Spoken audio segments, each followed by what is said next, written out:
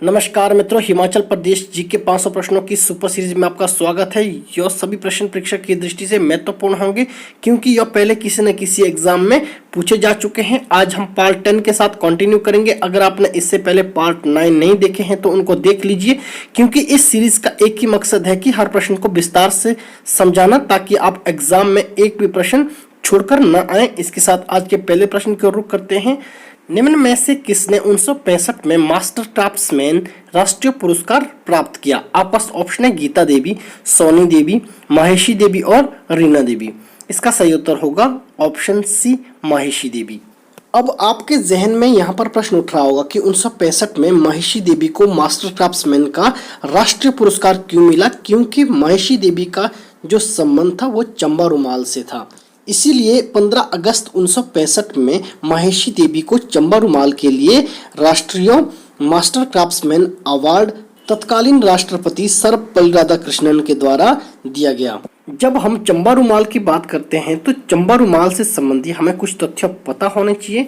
जैसे चंबा के राजा गोपाल सिंह ने चंबा के रुमाल को महारानी विक्टोरिया को उपहार में दिया था, जो वर्तमान में एल्बर्ट म्यूजियम लंदन में रखा गया है। जिस प्रकार हमें चंबा रुमाल का नाम सुनते ही महेशी देवी और राजा गोपाल सिंह का नाम याद आता है, ठीक उसी प्रकार राजा उमेद सिंह का नाम भी हमें पता होना चाहिए, जिनके समय में चंबा रुमाल विकसित हुआ था। अगर हम यहाँ पर चंबा रुमाल के आकार की बात करते हैं तो इसका आकार वर्गाकार और लंबाकार है। अब आपके जहन में प्रश्न उठ रहा होगा कि साधारण रुमाल और चंबा रुमाल में क्या अंतर है। पहले रुमाल को समझते हैं। रुमाल का अर्थ होता है पॉकेट में रखने वाला कपड़े का टुकड़ा। परंतु आपकी जानकारी के लिए बता दूं, जो चंबा का रुमाल है वो पॉकेट में रखने के लिए नहीं बनाया गया है। यह सामान्यतः धातु और बांस की थालियों में उपहार ढकने के लिए प्रयोग में किया जाता है, और कभी कभी इसको खास अवसरों की टोकरियों को ढकने के लिए प्रयोग में लाया जाता है। यहाँ पर ध्यान देना है, कई बार एग्जाम में चित्रकार निकाराम के बारे में पूछा जाता है, जो चंबा पेंटिंग के प्रसिद्ध चित्रकार थे। अगर हम अंत में महेशी देवी की बात करते हैं तो महेशी देवी को चंबा रुमाल की जननी भी कहा जाता है। आशा करता हूं कि अब आप चंबा रुमाल से संबंधित एक भी प्रश्न एग्जाम में छोड़कर नहीं आओगे। अगर आपको यह सेशन अच्छा लग रहा है तो मेरे इस YouTube चैनल को सब्सक्राइब और वीडियो को लाइक, शेयर और कमेंट करना ना भूलें, ताकि आपको इस तरह की ज्ञानवर्धक वीडियो मिलती रहे। इसके साथ अगले प्रश्न की ओर रुख करते हैं। डिक्की डोलमा निम्न में से हिमाचल प्रदेश के किस जिले से संबंधित है?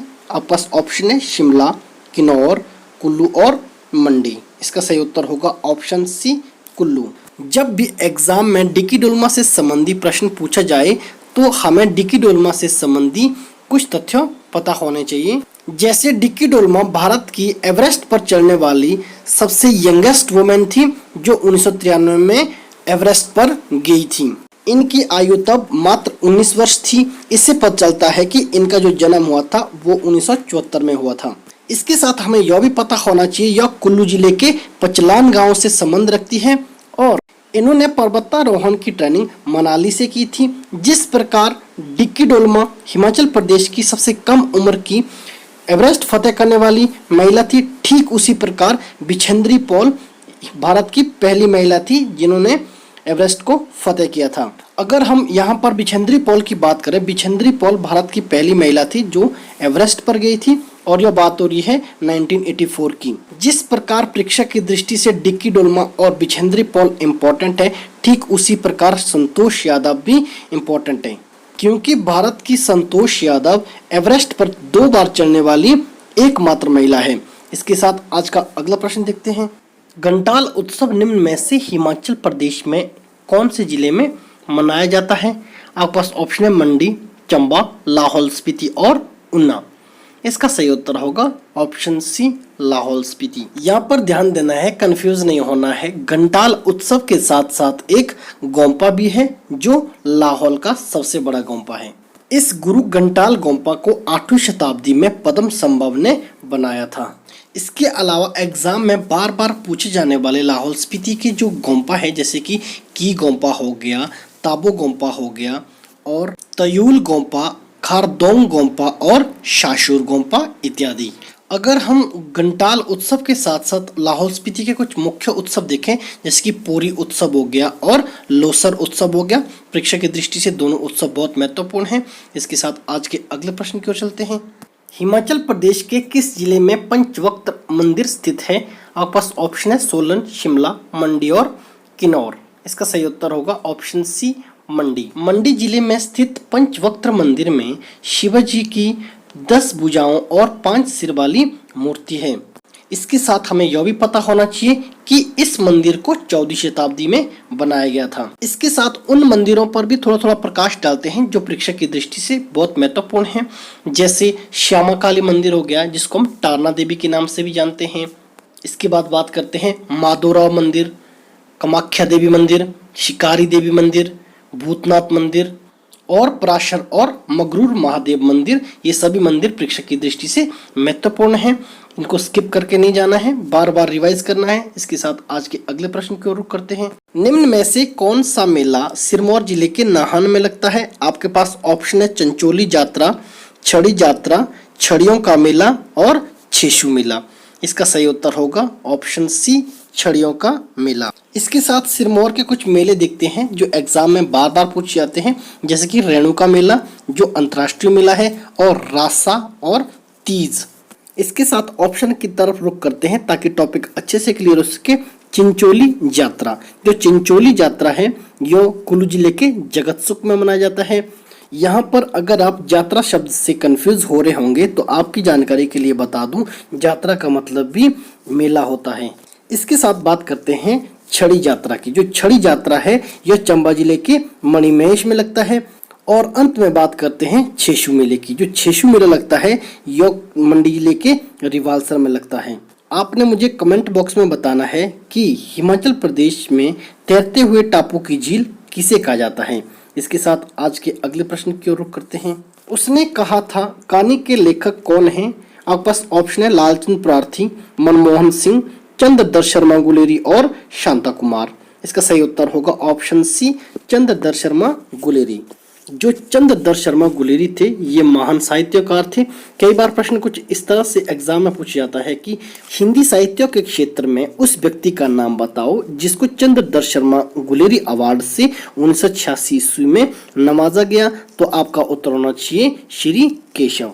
इसके साथ ऑप्शन की तरफ रुख करते हैं ताकि टॉपिक अच्छे से क्लियर हो सके। बात करते हैं लालचंद प्रार्थी की। लालचंद प्रार्थी ने एक पुस्तक लिखी थी, उसका नाम था कुलोद्देश की कहानी। इसके साथ बात करते हैं मनमोहन सिंह की। मनमोहन सिंह ने एक पुस्तक लिखी है जिसका नाम है हिस्ट्री ऑफ मंडी स्टेट, जो एग्जाम में बार बार पूछी जाती है। अंत में बात करते हैं शांता कुमार की। शांता कुमार जी की परीक्षा की दृष्टि से महत्वपूर्ण पुस्तक है, जैसे लाजो, पहाड़ बेगाने नहीं होंगे, प्रवासी मेरे गीत और धरती है बलिदान नामक पुस्तकें लिखी। इसके साथ अगला प्रश्न देखते हैं। निम्न में से कौन सी बोली सिरमौर में बोली जाती है? आपके पास ऑप्शन है बघाटी बोली, बरारी बोली, बोटी बोली और धराटी बोली। इसका सही उत्तर है ऑप्शन डी, धराटी बोली।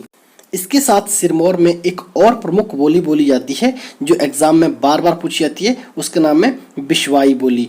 इसके साथ बात करते हैं ऑप्शन की ताकि टॉपिक अच्छे से क्लियर हो सके। बात करते हैं बघाटी बोली की। जो बघाटी बोली है यह सोलन क्षेत्र में बोली जाती है और यह बघाट रियासत में अधिकतर बोली जाने वाली बोली है।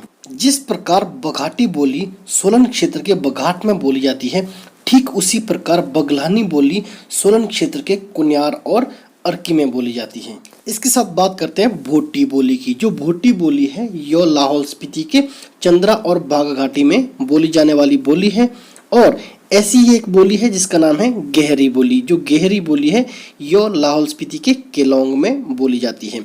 अंत में बात करते हैं बरारी बोली की। जो बरारी बोली है यह शिमला जिले के जुब्बल और रोडू में बोली जाने वाली बोली है। इसके साथ अगले प्रश्न की ओर रुख करते हैं। निम्न में से कौन सा किला बिलासपुर में स्थित है? ध्यान देना है, किले से संबंधी भी एग्जाम में प्रश्न बार बार पूछे जा रहे हैं। ऑप्शन है जाता किला, कमलागढ़ किला, सिपनी किला और त्यून किला। इसका सही उत्तर होगा ऑप्शन डी, त्यून किला।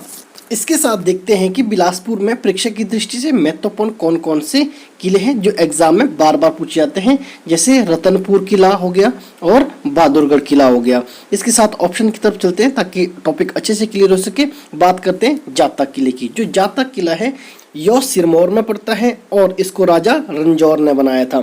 इसके साथ देखते हैं एक मानगढ़ किला है, जो मानगढ़ किला है यह भी सिरमौर में है। यहाँ पर कंफ्यूज नहीं होना है, मानगढ़ किले दो हैं, एक मानगढ़ किला कांगड़ा के देरा में है और दूसरा मानगढ़ किला सिरमौर के पच्छाद तहसील में पड़ता है। इसके साथ बात करते हैं कमलागढ़ किले की। जो कमलागढ़ किला है यह मंडी जिले के सरगाघाट में पड़ता है। इसके साथ मंडी में एक पांगड़ा किला पड़ता है जो प्रेक्षक की दृष्टि से महत्वपूर्ण है। अंत में बात करते हैं सिपनी किले की। जो सिपनी किला है यह हिमाचल प्रदेश के किन्नौर जिले में स्थित है। किन्नौर का जिस प्रकार सिपनी किला प्रेक्षक की दृष्टि से महत्वपूर्ण है, ठीक उसी प्रकार एक कामरू किला भी है जो एग्जाम में बार बार पूछा जाता है। इसके साथ अगले प्रश्न की ओर रुख करते हैं। निम्न में से कौन से चर्च को चर्च ऑफ स्कॉटलैंड भी कहा जाता है? आपके पास ऑप्शन है saint Andrew church, saint John church, Christ church, अंत में सेंट पैट्रिक चर्च। इसका सही उत्तर है option A saint Andrew church. अब बात करते हैं सेंट जॉन चर्च की। जो सेंट जॉन चर्च है यह हिमाचल प्रदेश के चंबा जिले के डलहौजी में पड़ता है और यह चंबा का सबसे पुराना चर्च माना जाता है। इसके साथ बात करते हैं क्राइस्ट चर्च की। जो क्राइस्ट चर्च है यह शिमला जिले की रिज मैदान पर स्थित है। जैसे आप शिमला गए होंगे, रिज मैदान पर गए होंगे, वहां पर साइड में एक चर्च है, वो ही क्राइस्ट चर्च है। क्राइस्ट चर्च को 1844 में बनाना शुरू किया था और 1846 में यह बनकर तैयार हुआ था। साथ ही साथ हमें यह भी पता होना चाहिए कि क्राइस्ट चर्च का जो डिजाइन दिया था यह दिया था कर्नल जेटी बालू ने और यह हिमाचल प्रदेश का सबसे पुराना चर्च है। इसके साथ अंत में बात करते हैं सेंट पैट्रिक चर्च की। अगर हम सेंट पैट्रिक चर्च की बात करते हैं तो यह चंबा जिले के डलहौजी में पड़ता है और यह हिमाचल प्रदेश का सबसे बड़ा चर्च माना जाता है। इससे पता चलता है कि शिमला जिले के रिज मैदान में स्थित क्राइस्ट चर्च हिमाचल प्रदेश का सबसे पुराना चर्च है और सेंट पैट्रिक चर्च जो चंबा में स्थित है यह हिमाचल प्रदेश का सबसे बड़ा चर्च है। आशा करता हूं कि आप वीडियो को एंजॉय कर रहे होंगे। अगर आपको सच में परीक्षा की दृष्टि से यह वीडियो बहुत महत्वपूर्ण लग रही है तो ऐसे ही ज्ञानवर्धक वीडियो के लिए मेरे इस YouTube चैनल को सब्सक्राइब और वीडियो को लाइक, शेयर और कमेंट करना ना भूलें। इसके साथ आज के अगले प्रश्न की ओर रुख करते हैं। हिमाचल प्रदेश में डोका मोका मंदिर कहाँ पर स्थित है? यह प्रश्न एग्जाम में बार बार पूछा गया है। ध्यान देना है कि मंदिरों से संबंधी एग्जाम में बार बार प्रश्न पूछे जाते हैं, इसीलिए मंदिर से संबंधी एग्जाम में जरूर पढ़ के जाना है। आपके पास ऑप्शन है नीरथ शिमला, जटोली सोलन, गजन कुल्लू, अंत में उदयपुर लाहौल। इसका सही उत्तर होगा ऑप्शन सी गजन कुल्लू में। यहाँ पर अगर हम परीक्षा की दृष्टि से महत्वपूर्ण सभी मंदिरों पर थोड़ा सा प्रकाश डालें जो कुल्लू जिले से संबंधी है, जैसे बिजली महादेव मंदिर, हंडिम्बा देवी मंदिर, जमलू मंदिर और मनु ऋषि मंदिर। अंत में बात करते हैं जो एग्जाम की दृष्टि से महत्वपूर्ण है वो है परशुराम मंदिर जो कुल्लू जिले के निर्मंड में है। इसके साथ ऑप्शन की तरफ रुख करते हैं ताकि टॉपिक अच्छे से क्लियर हो सके। बात करते हैं नीरथ की। हिमाचल प्रदेश में एकमात्र सूर्य मंदिर शिमला जिले के नीरथ में स्थित है। इसके साथ देखते हैं जटोली मंदिर। जटोली मंदिर सोलन में पड़ता है। यह हिमाचल प्रदेश का सबसे ऊंचा मंदिर माना जाता है। अंत में बात करते हैं उदयपुर की। जो उदयपुर है यह लाहौल में पड़ता है और यहाँ पर लाहौल का एक प्रसिद्ध मंदिर है जिसको हम त्रिलोकीनाथ के नाम से जानते हैं। और यहाँ पर एक मुख्य मंदिर और भी है जो एग्जाम में बार बार पूछा जाता है, उसका नाम है मरिकुला देवी मंदिर। इसके साथ आज के अगले प्रश्न की ओर रुख करते हैं। निम्न में से कौन सी झील को प्लेग्राउंड ऑफ आइस स्केटिंग के नाम से जाना जाता है? आपका ऑप्शन है सूरजताल, चंद्रताल, कराली झील और नाको झील। इसका सही उत्तर होगा ऑप्शन डी नाको झील जो किन्नौर जिले में पड़ती है। इसके साथ ध्यान देना है किन्नौर जिले में एक और झील पड़ती है जिसका नाम है सुरंग झील। अगर हम यहाँ बात करें सूरजताल झील की, सूरजताल झील को हम लेक ऑफ सन के नाम से जानते हैं जो लाहौल स्पीति में है। इसके बाद अगर हम बात करें चंद्रताल झील की, चंद्रताल झील को लेक ऑफ मून के नाम से जानते हैं। यह झील भी लाहौल स्पीति में है। इसके साथ आपको एक बात और ध्यान में रखनी है कि चंद्रताल झील को लोहित्य सरोवर के नाम से भी जाना जाता है।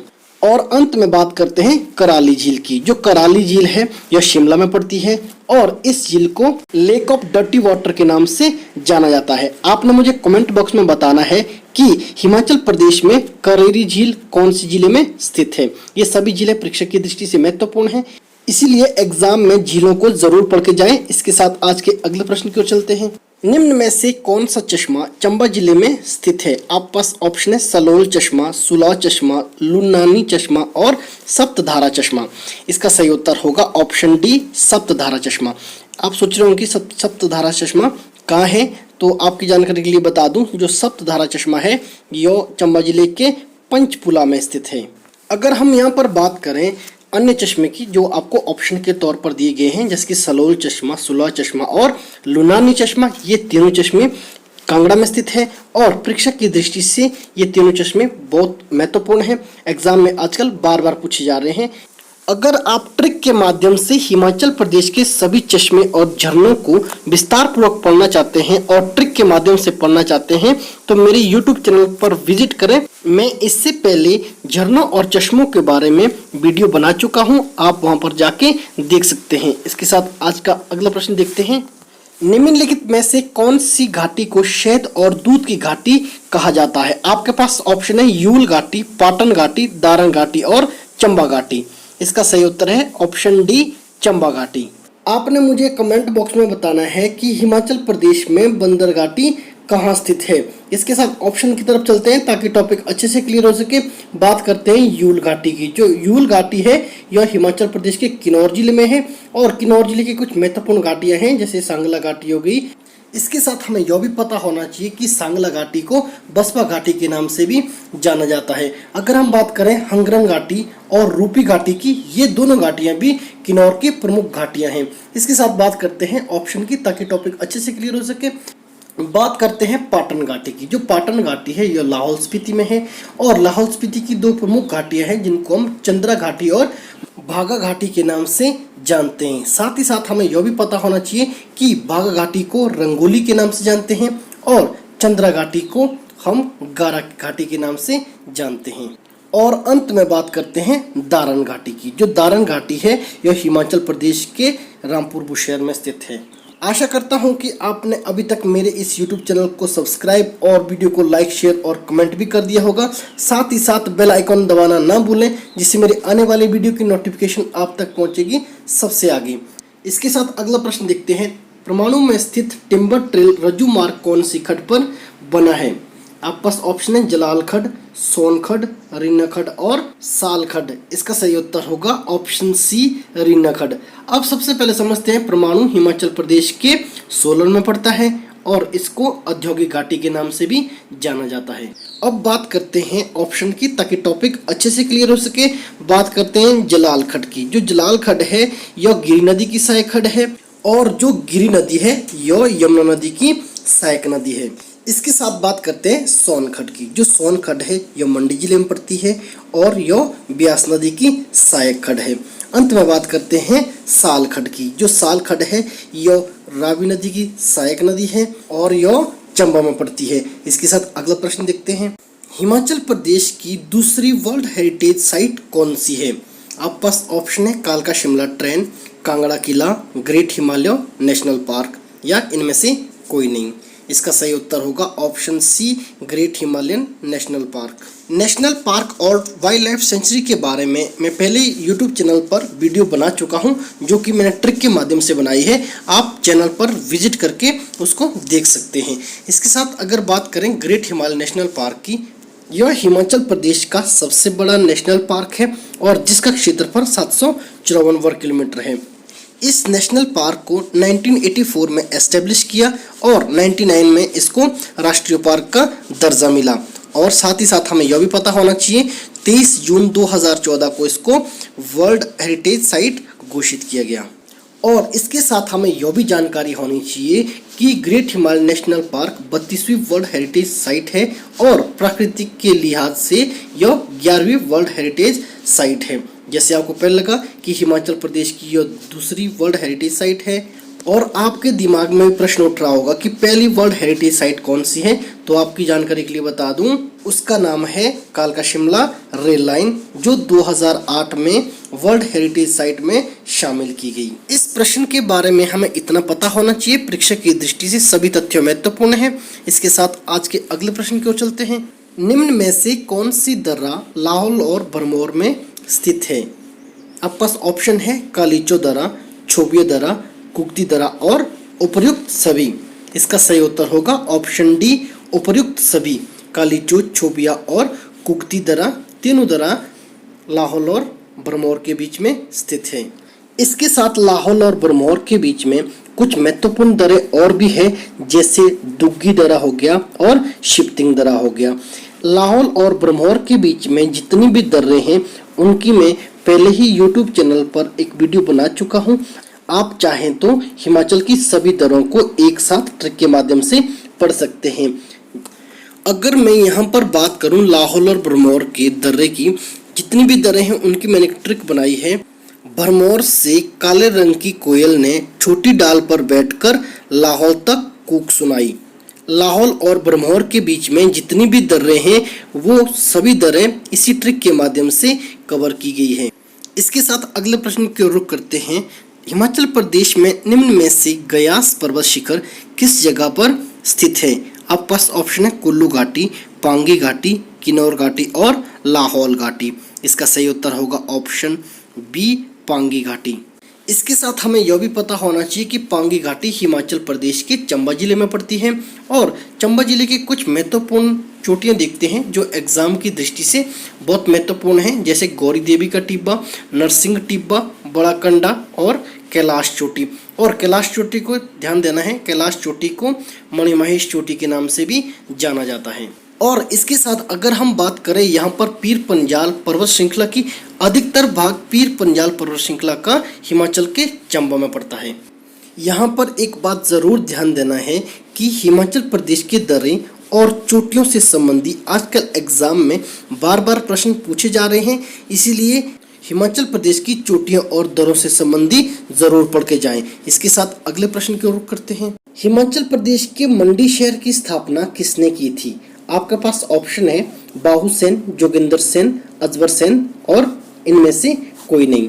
इसका सही उत्तर है अजवर सेन, ऑप्शन सी। और जब भी हम अजवर सेन के बारे में बात करते हैं तो हमारे ज़हन में मुख्य तौर पर तीन चीज़ें आनी चाहिए।